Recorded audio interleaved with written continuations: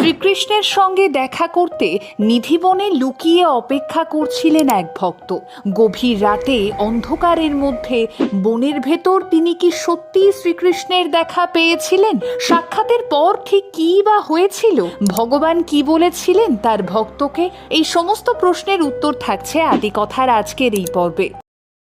আমাদের আদিকথার পর্বগুলো যদি আপনাদের ভালো লেগে থাকে তাহলে সাবস্ক্রাইব করতে ভুলবেন না। শোনা যায় কাশ্মীরের বাসিন্দা এক মা ও মেয়ে ছিলেন কৃষ্ণ ভক্ত। দিন রাত শ্রীকৃষ্ণের পুজো করতেন, ভক্তি ভরেই সেবা করতেন ভগবানের। আর এমনই একদিন ছোট্ট মেয়েটি তার মাকে জিজ্ঞেস করে সে কবে শ্রীকৃষ্ণের দর্শন পাবে। মা তাকে বুঝিয়েই বলেন যে এখন সে বড়ই ছোট, বড় হলে ভগবান নিজেই তার সামনে আসবেন। এভাবেই বছরের পর বছর গড়ায়, মেয়েটির অপেক্ষা বাড়ে। কালের নিয়মেই ছোট্ট মেয়েটি বড় হতে থাকে, মনের মধ্যে বাড়তে থাকে কৃষ্ণ ভক্তি। এবারে তার মায়ের কাছে শ্রীকৃষ্ণের কথা আবারও জিজ্ঞেস করলে তার মা বলেন ভগবানের দর্শন পেতে গেলে মন থেকে ভক্তি ভরে সাধনা করতে হয়। মায়ের কথা শুনে সে পথেই এগোয় মেয়েটি, কিন্তু বহু চেষ্টার পরও শ্রীকৃষ্ণের দর্শন মেলে না। এমতাবস্থায় সকলের কথা শুনে সে জানতে পারে বৃন্দাবনে রয়েছেন শ্রীকৃষ্ণ। এরপর সেখানেই পৌঁছে যায় সে, কিন্তু বহু খোঁজাখুঁজির পরও ভগবানের দর্শন মেলে না। এবারে সেখানকার লোকজনের কাছ থেকে সে জানতে পারে শ্রীকৃষ্ণ রয়েছেন বাকে বিহারী মন্দিরে।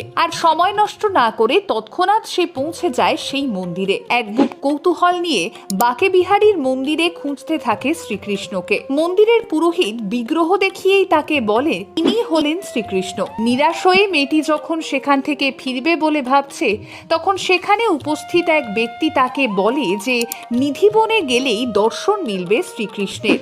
তিনি রোজ রাতেই সেখানে আসেন। আর দেরি না করে সেই রাতেই লোকচক্ষুর আড়ালে নিধিবনে গিয়ে একটা গাছের আড়ালে লুকিয়ে পড়ে মেয়েটি। রাত ধীরে ধীরে গভীর হয়, আর হঠাৎই সে দেখতে পায় বনের গাছগুলো এক এক করে গোপিনী হয়ে যাচ্ছে। পরে নিধিবনের মাটিতে অবতীর্ণ হন স্বয়ং শ্রীকৃষ্ণ। রচিত হতে থাকে রাসলীলা। এমন সময় মেয়েটি কৃষ্ণকে বলে তিনি যেন তাকে ছেড়ে চলে না যান। একথা শুনে শ্রীকৃষ্ণ বলেন তিনি সবসময়ই তার সাথেই আছেন। মেয়েটি চোখ বন্ধ করতেই সে সব জায়গায় এবারে সবকিছুতেই শুধুই শ্রীকৃষ্ণকেই দেখতে পায়। এরপরই সে জ্ঞান হারায়। কথিত আছে পরবর্তীতে শ্রীকৃষ্ণের সঙ্গে বিধিপূর্বক বিয়েও সেরে নেয় সে, এবং বর্তমানে মীরা বলেই তাকে ডাকে লোকজন। বলার অপেক্ষা রাখে না, এই ঘটনার সত্যতা নিয়ে আজও বিতর্কের অন্ত নেই। তবে ওপরওয়ালার দুয়ারে বরাবরই যুক্তি তর্ক এসবের ঊর্ধ্বে গিয়েই জিতে যায় ভক্তের ভক্তি, শ্রদ্ধা, ভালোবাসা।